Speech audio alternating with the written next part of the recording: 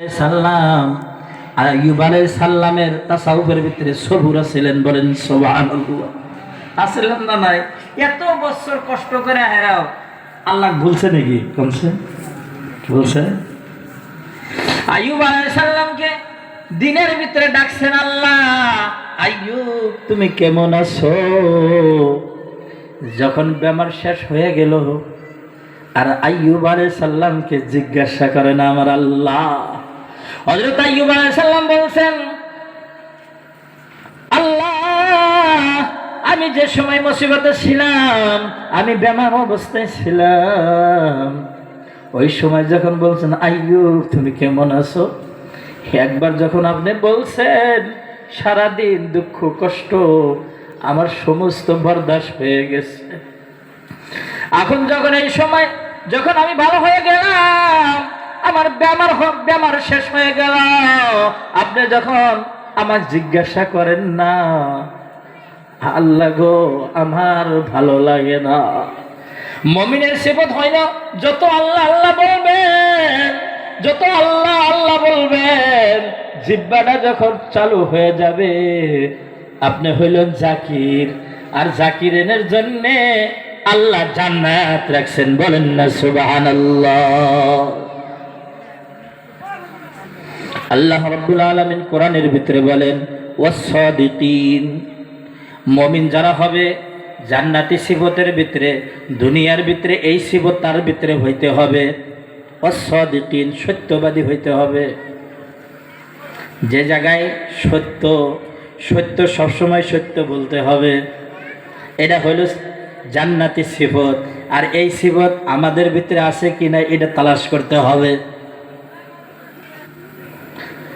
ওয়াস-সাদিকিন, সত্যবাদী হইতে হবে। আর 22 নম্বর পারার ভিতরে আল্লাহ রাব্বুল আলামিন বলেন, আমার ওই জায়গার ভিতরে সম্মানিতা মা ও বোনের সম্পর্কে আলোচনা করছেন, ওই সম্মানিতা মা ও বোনেদের আলোচনা করেছেন। ওয়াস-সাদিকিন ওয়াস-সাদিকাত, সত্যবাদী পুরুষ আর সত্যবাদী মহিলা আল্লাহ রাব্বুল আলামিন তাদের জন্য মাফের ঘোষণা রাখছেন, বলেন না সুবহানাল্লাহ। ওয়াল কানিতিন, এই 3 নাম্বার তাসাউফের ভিতরে আছে ওয়াল কানিতিন।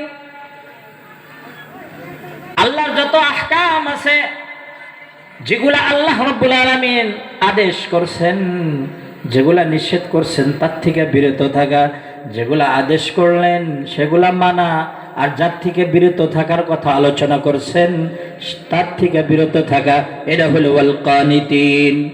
ওয়াল মুনফিকিন, তাসাউফের ভিতরে আছে ওয়াল মুনফিকিন, এই সিফাত, এটা হলো জান্নাতি সিফাত। আমাদের ভিতরে বহুত মানুষের আছে, উলামায়ে কেরাম যখন আসে, গরিব মানুষ যখন আসে, ইতিম মানুষ যখন আপনার কাছে আসে, বলে আল্লাহ কি ওয়াস্তে কিছু দাও, আমার খানা নাই, আমি ভুকা অবস্থায় আছি, আমি 3 দিন ধরে খানা খাই না। যখন কোনো সাইলা আপনার কাছে চায়, যখন আপনি আলিম একজন আপনার বাড়িতে আইছে, বাড়িতে বসছে, আমার আপনার দরকার, ওই আলিমকে হাদিয়া দেওয়া দরকার আমার আল্লাহ। আমার আল্লাহ আপনি যদি আলিমকে হাদিয়া দান করেন, আপনি যদি একটা লুঙ্গির ব্যবস্থা করে দেন, আপনি যদি পাঞ্জাবির ব্যবস্থা করে দেন, আপনি যদি গিলাপের ব্যবস্থা করে দেন, একজন আলিম যদি, আপনি যদি একজন পীর হুজুরকে এরকম যদি একটা বস্তু যদি আপনি পরিধান করাইয়া দেন, আপনি ওই সময় তাহাজ্জুদের সময় যখন উঠবে আপনার ওই পাঞ্জাবি নিয়ে নামাজ পড়বে, পাঞ্জাবি যতদিন আছে আপনি সওয়াব পেয়ে থাকবেন, বলেন না সুবহানাল্লাহ। আপনি আতরের ব্যবস্থা করে দিয়েছেন, ওই আতর লাগায় লাগায় নামাজ পড়বে, কোরআন পড়বে, হাদিস পড়বে। ও আমার বন্ধু শুনে নাও, শুনে নাও, এই যদি তোহফা যদি লেনদেন হয়, যদি এই তোহফা এই হাদিয়া যদি লেনদেন হয়, এই দুইজনের একজনের আরেকজনের সাথে মহব্বত জুড়ে যাবে, বলেন না সুবহানাল্লাহ। আমাকে একজন বলে তুমি কেন হুজুরকে হাদিয়া দাও? আমি কইলাম, আমি বললাম যে হুজুরকে এই জন্যই হাদিয়া দেই, হুজুর একজন আলিম মানুষ, আমি যদি একটা কাপড় কিনে দিতে পারি, আমি যদি পোশাক কিনে দিতে পারি, এই পোশাক দিয়ে নামাজ পড়বে, আমি যদি আমি যদি কোরআন কিনে দিতে পারি, এই কোরআন পড়বে, আমি যদি মিসওয়াকের ব্যবস্থা করে দিতে পারি, মিসওয়াক দিয়ে দাঁত মানজিবে, আর যতদিন পর্যন্ত মানজিবে এটা আমার জন্য সাদগায়ে জারিয়া। বলেন না সুবহানাল্লাহ। এইগুলা কাজ বেশি বেশি করে করা লাগে। আর এইটা তাসাউফের ভিতরে একটা সবক আছে, আল মুনফিকিন। মাদ্রাসার ভিতরে দান খয়রাত করা লাগে, আর্থিক শারীরিক মানসিক লাগাইতে লাগে। মসজিদের ভিতরে ওইভাবে দান খয়রাত করা লাগে। ইতিমেকে দেখে সুন্দরভাবে হাত বুলিয়ে দিতে হয়। একজন আলিম দেখছেন, আলিমের সাথে মুসাবা করবেন, আলিমের সাথে সুন্দর বসা বসি করবেন। আপনি যদি বসা বসি করেন, কিয়ামতের দিন ওই আলিম যখন জান্নাতি ফয়সালা হয়ে যাবে, ওই আলিম আপনাকে টাইনা নিয়ে জান্নাতে প্রবেশ করাবে। বলেন না সুবহানাল্লাহ। এই জন্য কি করা লাগে? হাদিয়া দেয়া লাগে। এই জন্য কি করা লাগে? দান খয়রাত আল্লাহর কাছে, আল্লাহর রাস্তায় করা লাগে। মসজিদে দান করেন, মাদ্রাসায় দান করেন, মক্তবে দান করেন, ইতিমদেরকে দান করেন। আর ধনী মানুষ গরিবকে দান করেন, আবার গরিবও ওই ধনী মানুষকে হাদিয়া দেন। আমি এক ব্যক্তি দেখছি, সে বহুত ধনাঢ্য ব্যক্তি, আর একজন গরিব মানুষ, সে যে লুঙ্গি নিয়ে গেছে। তা আমি আশ্চর্য হইলাম যে এই লুঙ্গি নিয়ে কী কারণে আসছে। আমি জিজ্ঞাসা করলাম যে হুজুর, আপনি যে এটা হাদিয়া দিবার আইছেন, সে তো বহুত কোটিপতি মানুষ, আল্লাহ বহুত ধন সম্পত্তি তাক দিছে, সারা আসামের মানুষ তাকছে নে, বদরউদ্দিনে কার আছেন না কোনছে ধনী মানুষ না নাই, তাক হাদিয়া দিবার গেছে একজন একবারে মানে কাম করে খায়, কামলা বেচে খায়, সে যার হাদিয়া দিতেছে, লুঙ্গি দিতেছে হাদিয়া। আমি দেখে না, আমি জিজ্ঞাসা করছি ওই হুজুরকে, হুজুর এই হাদিয়া যে নিয়ে আইছেন, কয় কেমনে কোরআনের ভিতরে পান নাই যে হাদিয়া একজন অপরজনকে হাদিয়া দেয় নাকি খোড়া দেওয়া লাগে না? আঙ্গুরের অবস্থা হয়েছে খোড়া দেওয়া। কয় হাই রে হাই, তুমি যে না আমার বাড়িতে রাহাল থাকলা, এত বড় বড় কথা কও। খোটা, আমরা খোটা শিখছি। আমরা একদিন ভুকা অবস্থায় খানা খিলাইছি, সে বাদশাহী পাইল, সে ধনী হয়ে গেল, ধনাঢ্য ব্যক্তি হয়ে গেল। আমি এক বাড়িতে রাখাল বসে সাপোজ আমরা আলোচনা করি, সে আমার বাড়িতে রাখাল ছিল, আর বড় বড় কথা, তার বড় বড় কথা খোড়া আরম্ভ করে। খোড়া দেওয়াটা ঠিক না। খোড়া দেওয়াটা, আপনি কি এহসান করছেন? এহসানকে জিতলাম লাগে না, এহসানকে কের কাছে বয়ান করা লাগে না, এহসানের বদলা আল্লাহ নিজেই দিয়ে দিবেন। বলেন সুবহানাল্লাহ।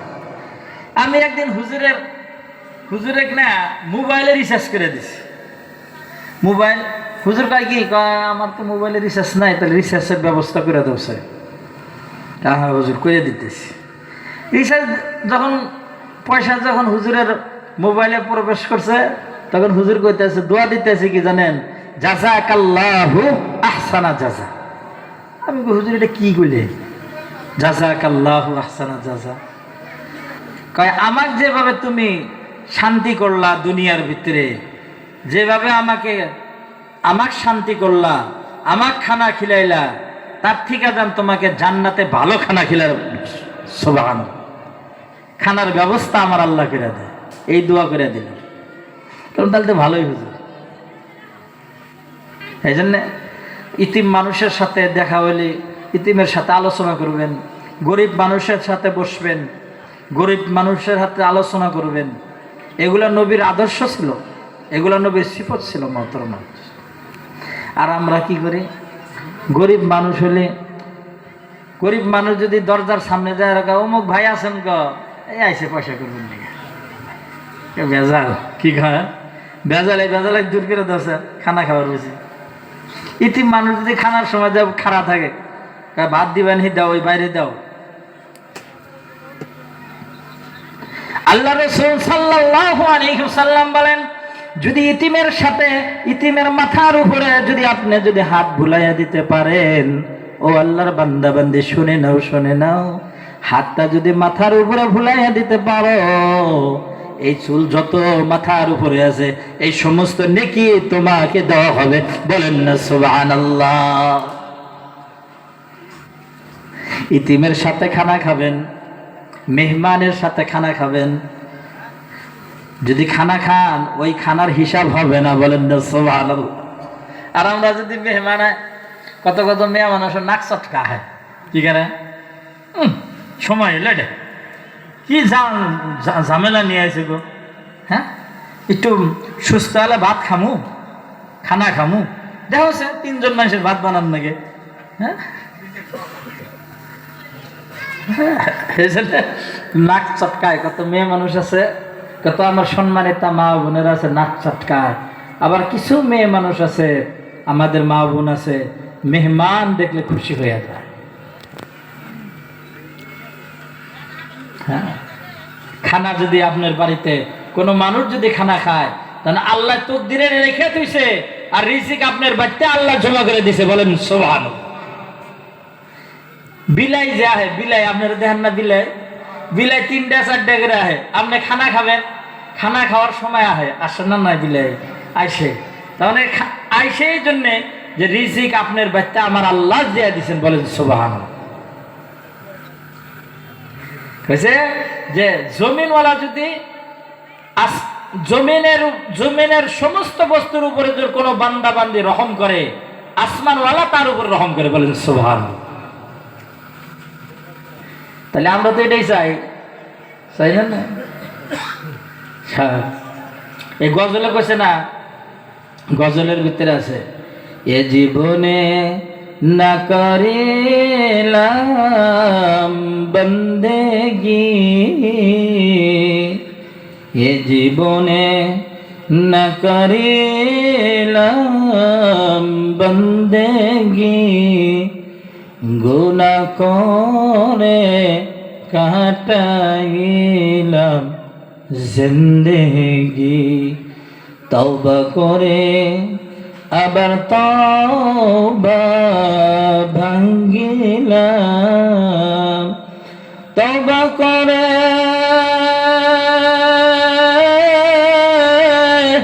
আবার তওবা ভাঙ্গিলাম, অবশেষে খাঁটি তওবা করিলাম।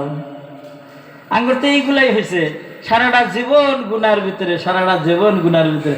কোনো মানুষ যদি চিন্তা চর্চা করে যে আমার 60 বছর জীবন, এই 60 বছরের ভিতরে আমার একটা ছেলে শিক্ষিত বানাইতে হবে, আমার এক বিল্ডিং করছি আর এক বিল্ডিং করতে হবে, হ্যাঁ, আমি 5 বিঘা জমিন কিনছি, আরো 10 বিঘা জমিন কিনতে হয়, এখন আমার ইবাদত করার সময় নাই। যদি কোনো আল্লাহর বান্দা বান্দি করে, আপনি লেখা রাখেন সে সরাসরি ভাবে খালি হাতে কবরে চলে যেতে হবে। খালি হাতে জানাবো, কথাটা হাসা না? মৃত্যুর পরে আপনি দুনিয়ার ভিতরে জীবিত থাকেন কত, 70 বছর বা 60 বছর। আপনি যদি চিন্তা করেন এই সময় আমার ইবাদত করার সময় না, কোরআন পড়ার সময় না, আল্লাহ ডাকার সময় না, আমার একটা বিল্ডিং করতে হবে, আমার একটা বালাখানা করতে হবে, আমার মাটি কিনতে হবে, এই চিন্তা চর্চা যদি থাকে, আর আল্লাহকে যদি ভুলে যান, আমি পরে আল্লাহর ইবাদত করব। ও আল্লাহর বান্দা বান্দি শুনে নাও, তুমি যখন মৃত্যুবরণ করবা, তোমার সাথে আর নেক আমল থাকবে না। থাকবো আল্লাহ রাব্বুল আলামিন কোরআনের ভিতরে বলেন, 16 নম্বর পারার ভিতরে, যারা নাকি আল্লাহকে সাক্ষাৎ করবার চায়, আল্লাহকে ভালোবাসতে চায়, আল্লাহ সবসময় যেন তাদেরকে ওই বান্দা বান্দির উপরে রাজি থাকে। আমার আল্লাহ কোরআনের ভিতরে বলেন, ফামান কানা ইয়ারজু লিকা রাব্বিহি ফালইআমাল আমালান সালিহা ওয়া লা ইউশরিক বিইবাদাতি রাব্বিহি আহাদা। ফামান কানা ইয়ারজু, যারা আশা রাখে, আশা আকাঙ্ক্ষা করে আল্লাহ যেন আমাকে ভালো পায়, আল্লাহ যেন আমার প্রতি রাজি হয়ে যায়। ও আল্লাহর বান্দা বান্দি শুনে নাও, আমার আল্লাহ কোরআনের ভিতরে বলেন, আমাকে যদি সাক্ষাৎ করতে